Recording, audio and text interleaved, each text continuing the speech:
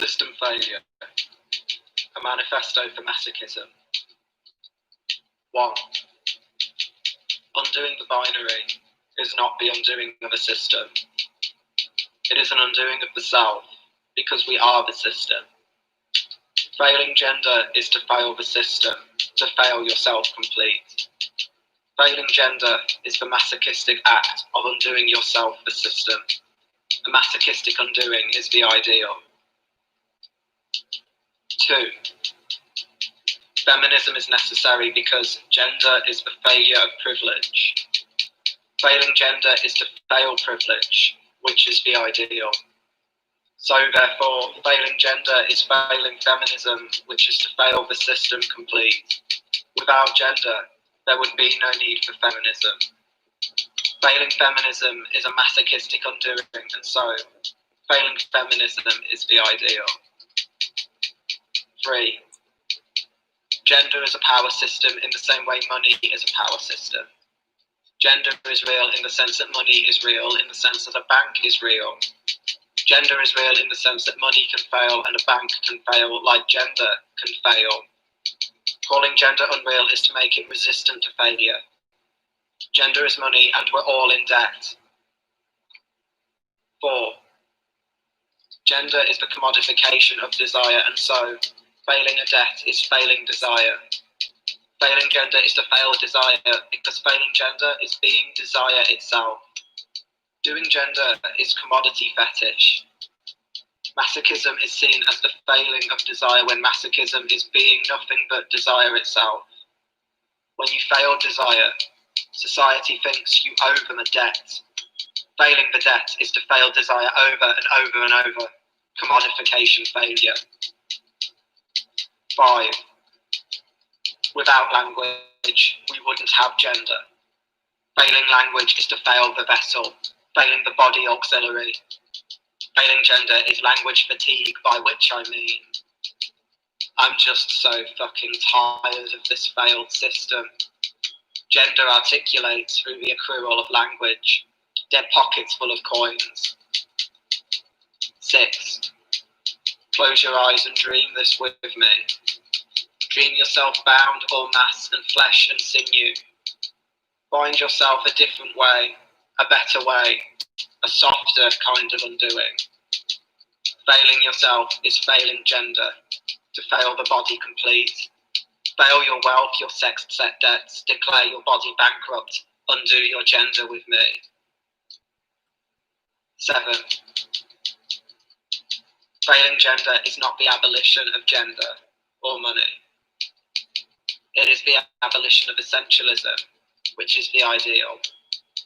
This is a framework for questioning power structure, gender, race, class, and creed, deriving satisfaction from their undoing, from your own undoing, which so often are the same thing. 8.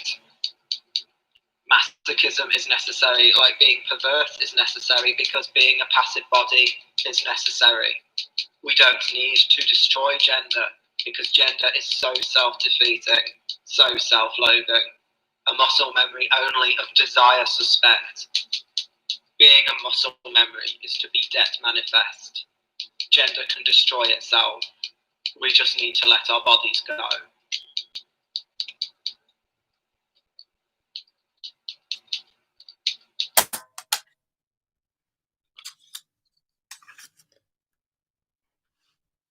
This is a little bit weird. I've never really done my own book launch in person, let alone doing one in the privacy of my own room. And I'm now which probably means I'm going to waffle quite a bit throughout this. And I've now realised that actually seeing this on YouTube Live, you can see a very tiny amount of cat print bedspread in the corner. So we're just going to sit and ignore that bit. Hello, internet people in chat.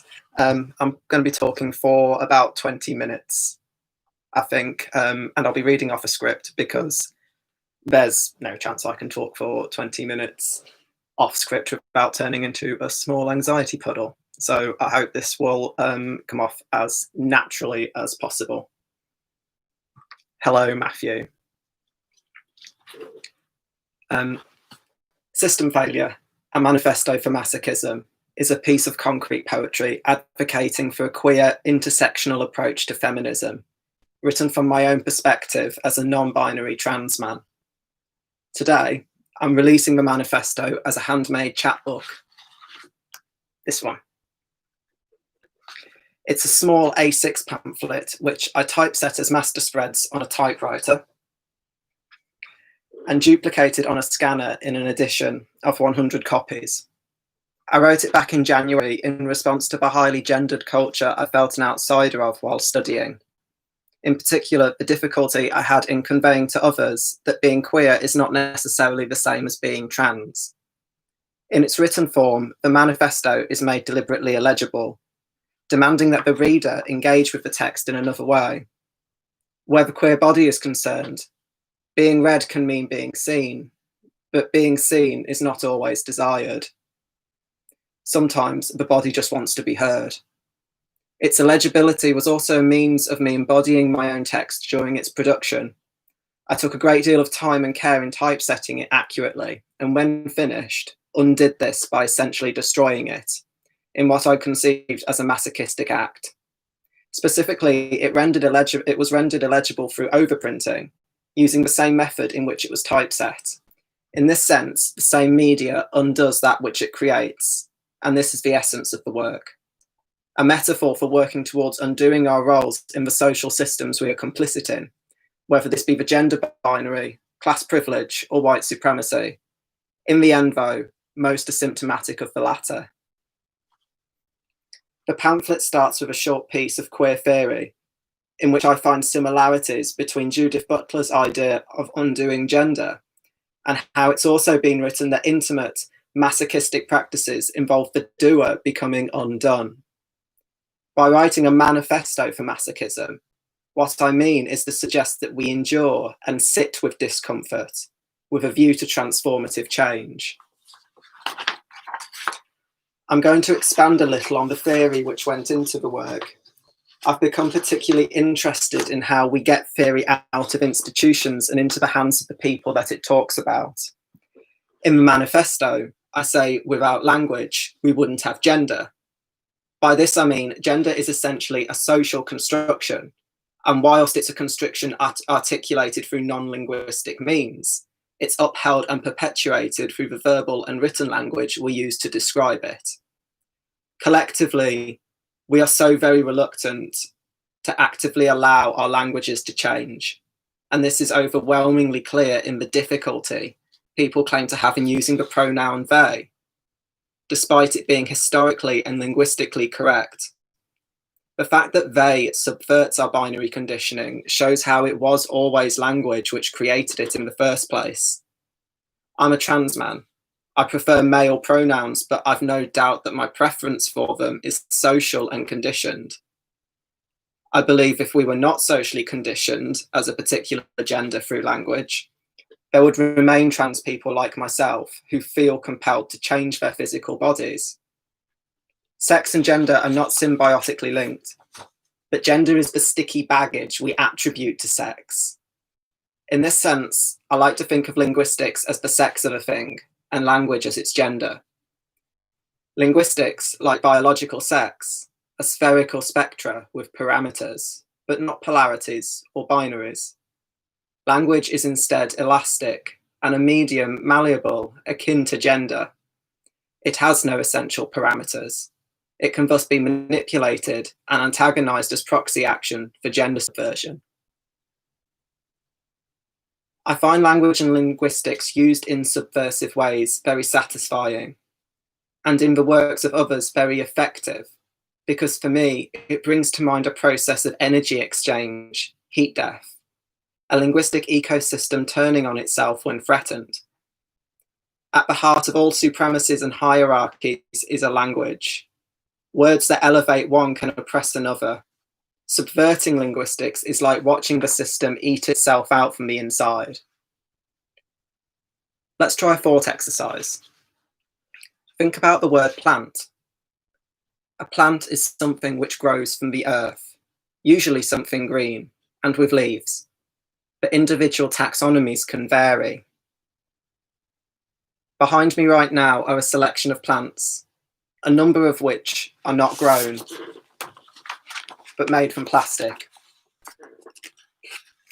There are those, sorry, I've messed my script up because obviously I was going to do this at some point. So I'll just kind of like wave and gesticulate at them. But here you have the plants, whereas these ones are the plants. Plant, an object or agent secretly placed to invite discord. I wonder what kind of plant am I? They're the three grown plants, and then, by the second definition, the two real plants. I planted my collection here to explain the elasticity of language. In this sense, this whole display is a plant. I don't have this little cohort here specifically for this reason. I'm bad at looking after plants, and the grown ones are still here because I've managed to not kill them yet. You can plant ideas, but what grows from those are neither green nor plastic. Normally, you harvest discord. And then you have an assembly plant. But let's not get into the word assembly. But enough about plants. I imagine I'm just projecting.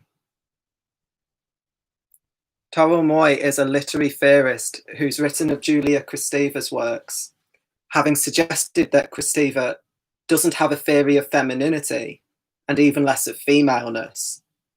And what she does have is a theory of marginality, subversion, and dissidence. Insofar as women are defined as marginal by patriarchy, their struggle can be theorized in the same way as any other struggle against a centralized power structure. While writing Manifesto, it became apparent to me I would be doing both myself and society a disservice in recognizing my body as trans only. In addition to being a transsexual body, my body is also white, male passing, and able-bodied. So as I write about the struggle against centralized binary gender, it should better equip me to stand beside others in their struggles against power structures, even when I may be complicit in them. Last year, I was involved in a university project called Unknown Quantities, which is a journal designed and curated between two courses, culture criticism and curation, and graphic communication design. There's two reasons why I'm bringing this up now. One, I believe in line with my manifesto, the right thing for me to do is to acknowledge that GCD's collective lack of Black embodiment resulting in a socially conditioned lack of racial empathy led us to commission a very small amount of work produced by Black artists and artists of colour. The design team, including myself, went with the position that either all art contributors should be paid the same fee or none at all. The curation team were of the opposite position, that it was fair for some artists to be paid a fee for their work and not others. Ultimately, we went with not paying contributors. And as a result, we printed work from those who were able to work for free or were expected to. And it's clear now that not all content is equal. Free work from studios and established artists does not have the same value as paying creators, whose work comments on identities the West has historically oppressed. And in prioritising our conceptual approach to the journal's production, we neglected a critical examination of who we were commissioning and why. All the design students on the project were white and European, whereas curation were predominantly Black students and students of colour. And this is the second reason I'm talking about this. I think we subconsciously leave the responsibility of elevating non-white voices to non-white communities, inadvertently illustrating a large stumbling block in challenging systematic racism. We often expect those affected by oppressive systems to fix them, when it's not them who should be cleaning up our Western-centric mess. We cannot help but be complicit, but at every opportunity we should resist it. I regret the depth of our complicity, and especially that of my own. Even when I noticed how few artists of colour we were printing, I had the luxury of compartmentalising this in favour of that which cost less emotional energy. It's not comfortable or pleasant to talk about this, and that's why it's necessary. Audre Lorde said, "There's no such thing as a single issue struggle, because we do not lead single issue lives. For me to demand a decentering of the cisgender voice and not recognise that my body, its transness aside, affords me a comfortable complicity would be duplicitous. Those of us who can move in and out of invisibility have an imperative to be visible when we don't wish to be, in solidarity with those who cannot choose. As a white trans man, I owe a debt to black trans women like Marsha P. Johnson in the same way all civil struggles reach the most vulnerable in society last." I've read a lot of interesting think pieces in the last few weeks about the use of the word ally. And I've often thought how I don't want cis people to be allies, but accomplices in the queer struggle. In the sense of, an accomplice is often condemned in the same way as the accused. An ally can say their piece, share their content, and sink back into invisibility. And many people have said the same of race and class. Asking cisgender society to work towards undoing their privilege over queer and trans communities made me realise how much undoing I have to do myself. As such, all profits from the sale of system failure will be donated to UK Black Pride, who work to support African, Asian, Middle Eastern, Latin American and Caribbean heritage LGBTQ people based in the UK. The pamphlet's going to be available through Etsy, which I'm going to try, I think I can link to in here at some point. But you can also access it through bodybilingualbooks.co.uk, which I managed to get up and running this morning. Thank you for coming to listen to me yelling into the internet void. I also didn't really plan very well how long I was going to be speaking for, and I'm not sure if I'd get any questions to answer at the end. I wasn't really planning on doing it because I will probably just turn into a small anxiety mess, but if anyone does have any questions, then please feel free to throw them at me.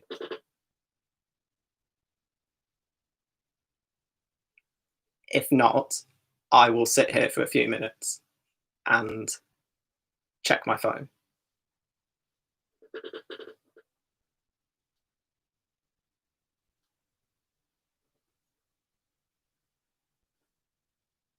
Yeah, I can post that somewhere. I can do that through the website I've set up for Body Bilingual.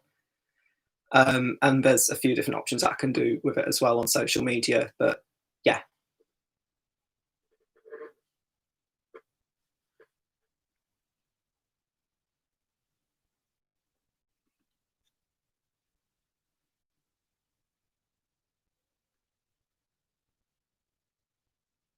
Thank you, internet.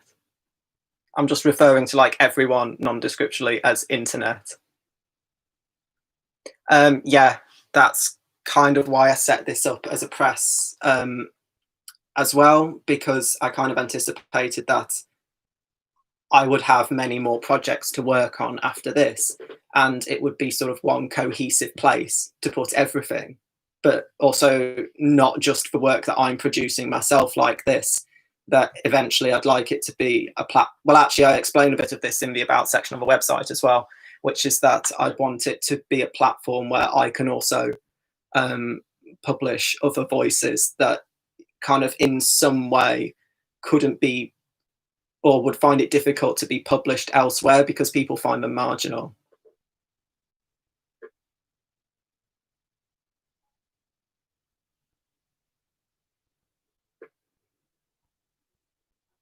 And I always rely on Matthew to ask good questions.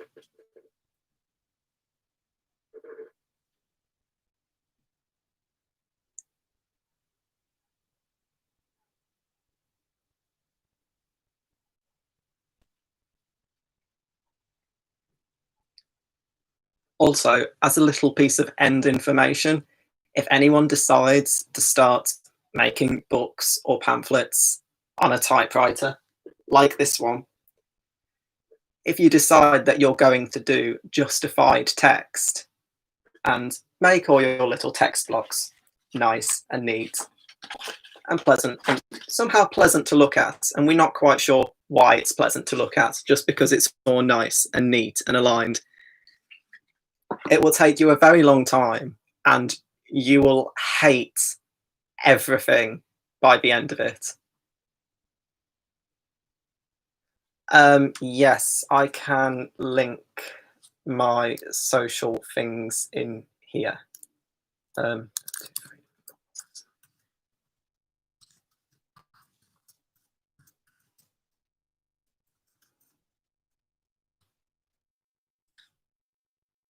And then on Body Bilingual Books as well, that will link out to, there's a link to Instagram, there's a link to my Etsy page, which I'm selling them at the moment, because with only having like a couple of things, it wasn't very economically sensible to set up a whole new store on something like Cargo or Squarespace when I'm just doing the few at the moment. And it will also link to a SoundCloud page where you can listen to Manifesto as well.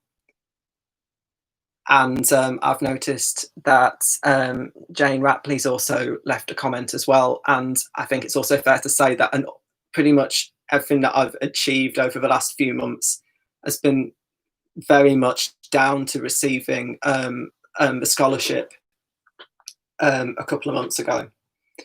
Because as a result of that, I was able to reduce my hours at work, which left me more time to painstakingly obsess over justifying text that didn't need to be justified, and spend a lot of time in a letterpress workshop. But this is all kind of going on a little bit now. I wasn't really going to mention this now at all, but I've just noticed that she's left a comment, which is very nice, very welcomed.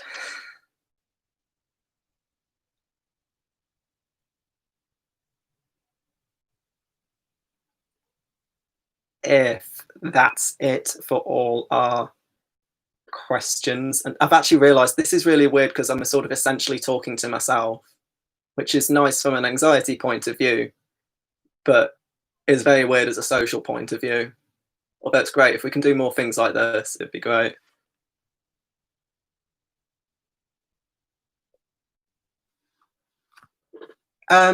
Yeah, I think that's kind of initially the idea that I had when I was doing it with, I originally typeset this in letterpress, but I wasn't able to finish all the pamphlets that I'd got planned before we had to all lock ourselves down, which was why I changed it to a typewriter. But there was a sense of, there's so many ways that you can fail in printing.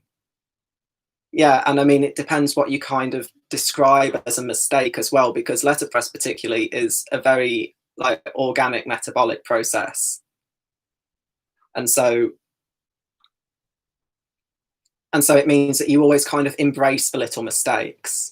And I mean, in a way, the typewriter was a little bit more satisfying to use than this in letterpress, because that was, I ended up correcting so many typing errors as well.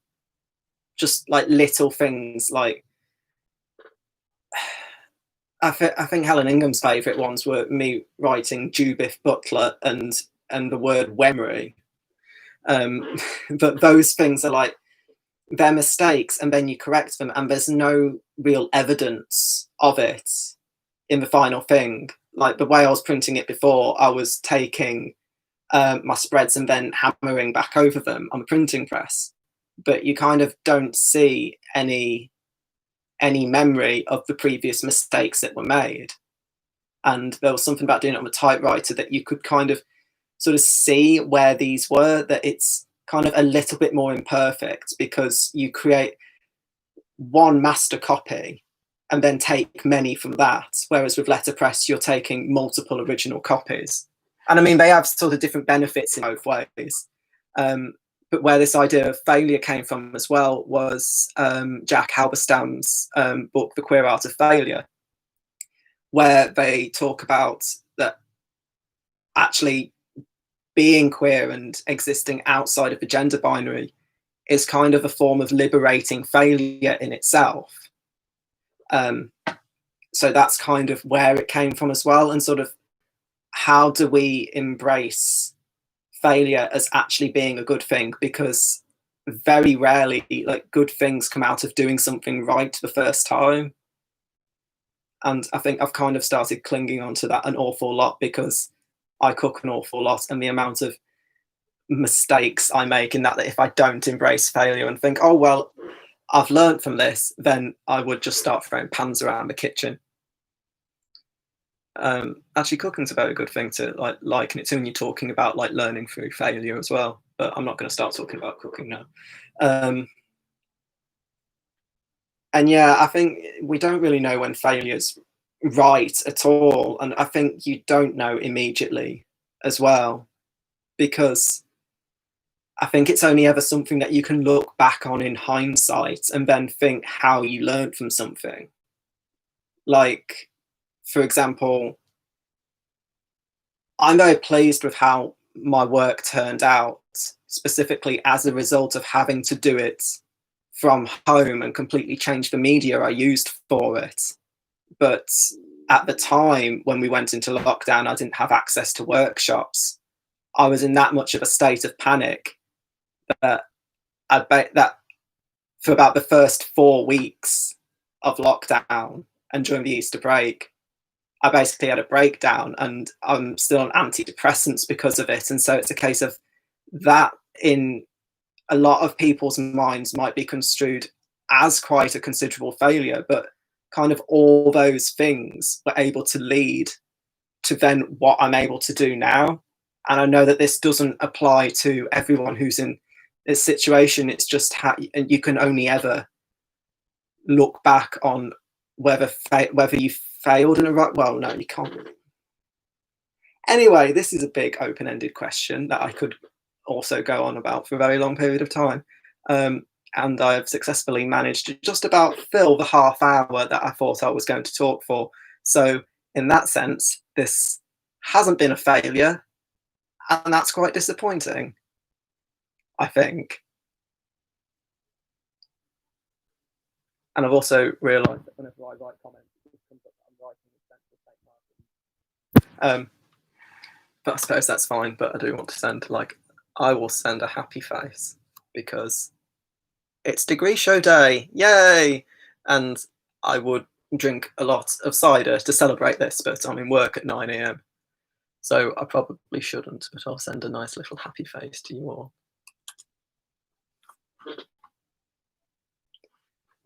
Yeah, and if it's all right with everyone, I think I'll call it a day. And hopefully make sure that I actually save this to the page, right, because I've been practicing all day how to save a video, and I'm now waffling, and this has nothing to do with the actual talk. So bye everyone.